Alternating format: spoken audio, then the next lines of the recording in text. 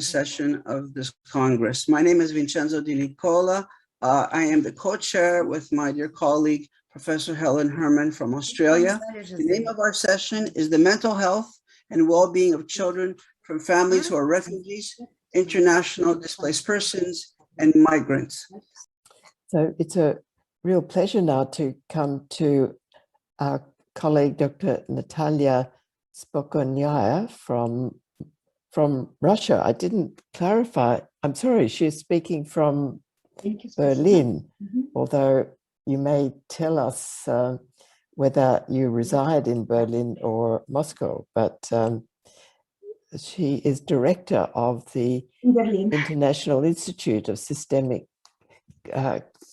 Consultation, and we look forward to your presentation. Dr. Natalia.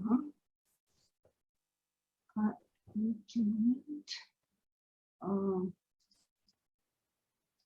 I think we should ask everybody to, who would like to listen in English, to press the button, the translation button, and click to English.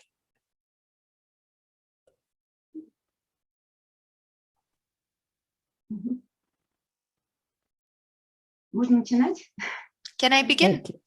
Please do. Yes, thank you very much. So, the topic of my presentation is here on this slide. It's about the struggles of child and adolescent immigrants. I'm going to share our approach to therapy and prevention. I'll be speaking about the assimilation of Russian children who migrate to Berlin, because this is where I'm based, but this is where I work. I'm director of the International Institute of System Constellations, and I'm a teaching therapist at the German Society of Systemic Constellation. I have lots of specializations. I focus in systemic trauma therapy, and I authored my own approaches. This is a method for short-term therapy for severe trauma, and here I embrace all my specializations, all my backgrounds. I'm also a mathematician and a theologician from the Alexander University. Now I'm recognized as a theologist and a theologian, and I'm invited to international congresses and conferences, although back in the USSR, theology was banned when I was studying it. So I'm going to talk today about the problems that migrants' children face in Germany. I have 6 children. When we moved to Germany, my husband is a recognized mathematician. It was 1992, 1993. He couldn't be employed in Moscow anywhere. He couldn't find a job. So we were forced to migrate. And now we work in both of us work in both countries, in Russia and in Germany. I have worked with around 150 Russian language families. Most of them are from the Berlin Russian Orthodox Church. My family history is summarized right here. We moved in 1993. Back then we had 3 children. My children were sociable and they became fluent in German within a year. But during the kindergarten and in school, unfortunately, my boys couldn't acquire any friends, and my daughter, who is extremely sociable, befriended only 2 girls, and only after switching schools several times.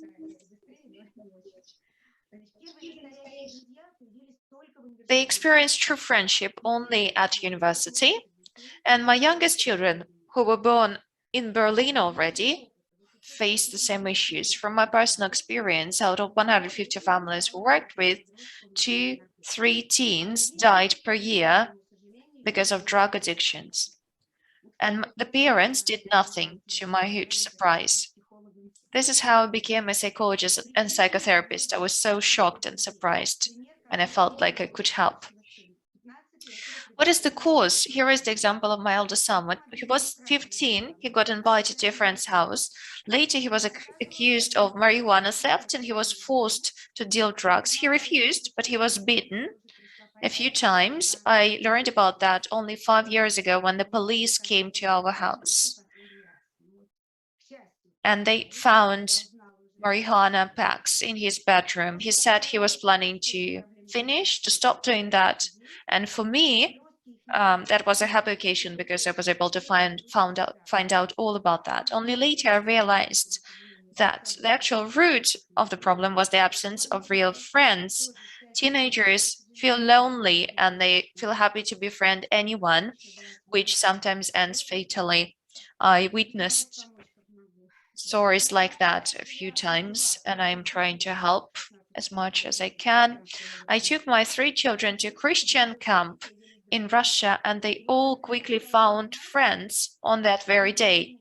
Then I realized that migrants' children have a different mentality. They don't resonate with the German children. And it wasn't easy for my children to befriend anyone from even other regions of CIS countries, although they all speak Russian. With the German children, the situation was critical. I must say that we traveled all around Europe and to the USA, and everywhere the situation with friends looked much more optimistic, much better.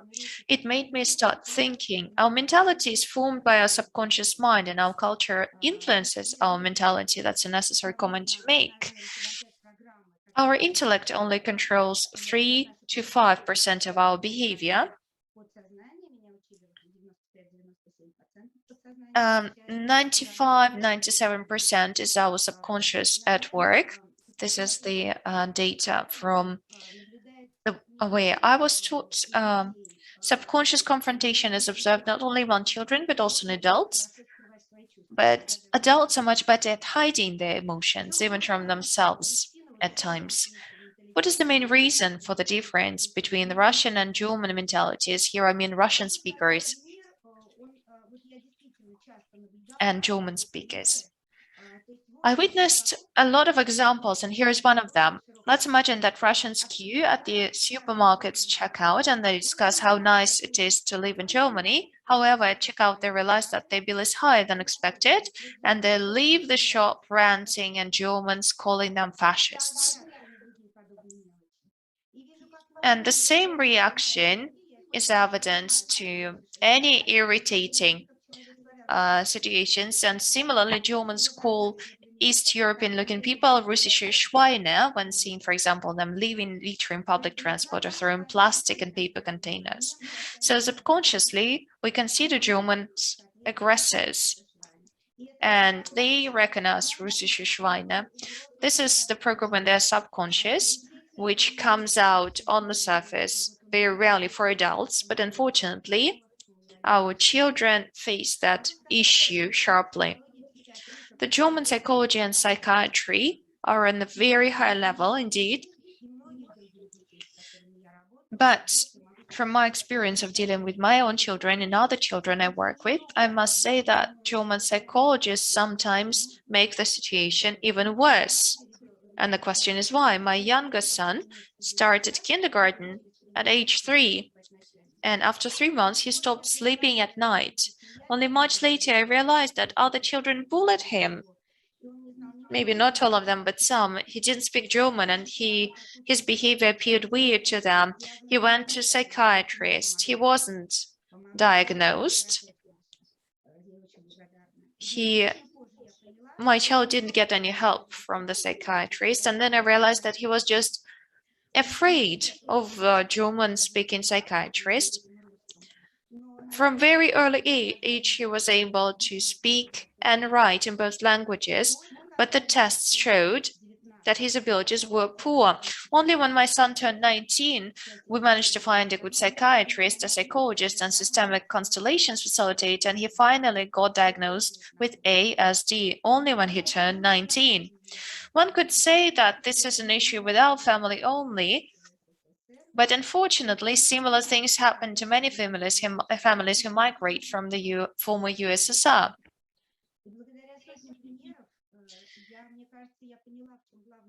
I have seen hundreds of examples like this, and I think I realized what the main origin of the difference is between the mentalities. Only in the 20th century, there were two extremely tough wars between the Russian and the German people.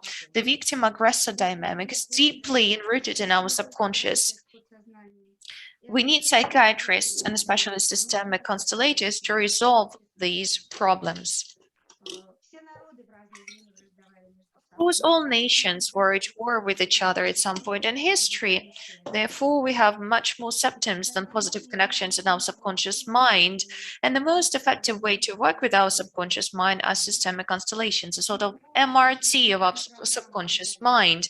With its help, we can see which program of loyalty controls us and what really happens in our subconsciousness. Contemporary science claims that we inherit unexpressed hard feelings and traumas from our ancestors. These lead us to different issues, and systemic constellations help us recognize these hidden dynamics. I can quote one more example. A famous German constellator taught at our course when I was studying, and I saw her fail to work with the granddaughter of a person who died in 1941 from fascists. To understand why, we need to know her personal history. Her father was captured by Russians when she was only 5, and subconsciously she sees Russian soldiers as aggressors, and therefore I think she unconsciously displaced her feelings in the constellation of her students. She felt like a little girl that lost her father, who for years was held captive in Russia. And I often saw Russian constellators not being unable to handle constellations in which our soldiers raped German women. Over time, from my experience, I figured out how we can get around this restriction. I started doing international groups where we gather descendants of both victims and aggressors. These are German-Russian groups and Russian-Ukrainian groups too when the war between the two countries started. I saw the same dynamics. This lets us come to the meta level, look into the depth of the subconscious, and work with the subconscious hostility. But any theory should be tested, of course, so I started organizing mixed groups, including special ones for troubled children and their parents. I worked bilingually. And we had several representatives of each side, which balanced the group. The effect was above all expectations. We saw the real cause and we were able to work with it productively. There was a kind of a tension at the beginning, but the end was so joyful. People of both nations hugged warmly and exchanged contacts. The communication issues children had at kindergarten ceased to be. Often I worked only with the mother, but psychiatrists noticed serious progress with her child too. This is one of the wonders I observe after constellations. Everything is strongly linked in the family system. I am convinced that the integrated approach, which combines the systemic constellations with other psychotherapeutic techniques, is the key to effective problem resolutions. And our international groups yielded great results. How can we help our children, the children who had to migrate? I taught children and teens at church for a while, Sunday school, youth club, so I wanted my children to grow together with German language children. I organized international family groups, which I described above, and I think it's a successful experiment. But I believe that it is necessary to establish governmental programs supported by serious research and academic base. And we know that human resources is the most important thing, so we need help. Of course, there are talented experts in Germany, but unfortunately, sometimes they can't understand us and our children, and we don't understand them. What matters is the contact between a therapist and a client. That's the crucial part of a successful therapy, especially for children. There are plenty of Russian psychologists in Germany, however, their certificates are recognized only in 2 universities. This is why Russian families hardly ever reach out for psychological support. Of course, we need to lobby the interests of the children of migrants with such organizations as WCP and EAP. For me, there is only one resolution. We have to open training centers for Russian psychologists in Germany. Then I think we will have a chance for a better future.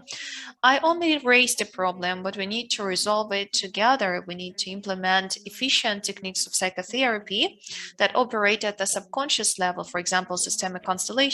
We need to get the governmental support we need and organize special programs and educational centers in order to re-educate Russian specialists. And of course, we need to make it possible for migrants' families to get therapy from professional compatriots in their mother tongue, find an opportunity to pay for this therapy for children and teens, especially for low-income families. In the second part of my presentation, I share my methods, but I'm afraid I don't have time now, so this is it for me. I will be happy to share the presentation for you to be able to read it later on. You will find all details of my method and also data on results that my method yields. Well, So I thank think you I very won't go much. into depth now. Yeah. Thank you very much for your attention. Thank you, Dr. Spokoinyi, for this sharing your special experience. And I wish we had more time to listen, but appreciate your offer to share. It's wonderful to hear about that blend of your personal experience with your 6 children and your professional. So we have about a minute, I'd say, for a comment or a question from the group.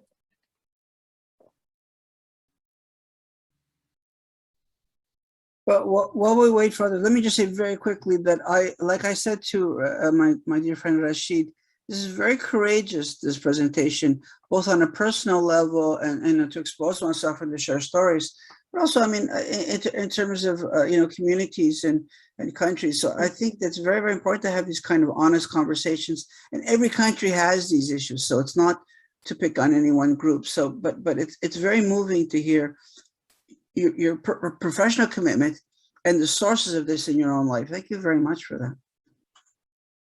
Thank you very much. Thank you. Perhaps we should leave it there. And Vincenzo, could I invite you to make a concluding remark to thank, perhaps you could pull it together for us. That's very, very kind. First of all, and thank you, Professor Herman. It's really a pleasure to work with you as always. I'm particularly struck at the congruent, I mean, the diversity, the incredible richness, many courageous people, but notably the standouts for me are the presentation of our Russian colleague working in Germany and her personal story, Rashed's personal. We were raised with this idea that self-disclosure isn't right because of the psychoanalytic heritage. This is so wrong. I mean, my analyst Ronnie Lang in London, he was famous for being real, being authentic, and what he called social phenomenology. So I think it's a very important lesson. But beyond that, I'm very struck by the great congruence. I talked about adverse childhood events in our last speaker, Dr. Loshab did too. So I really think that if we worked on this, we could really build a lot of threads and see that across all the diversity, how very rich, and when there's compassion and commitment, how very good the work can be. So thank you so much. It's been a real pleasure. I look forward to doing this again with you all sometime, somewhere. Yes. See you all in Moscow one time. Thank you. Yeah, thank you. Great to see everyone. Bye. Bye-bye.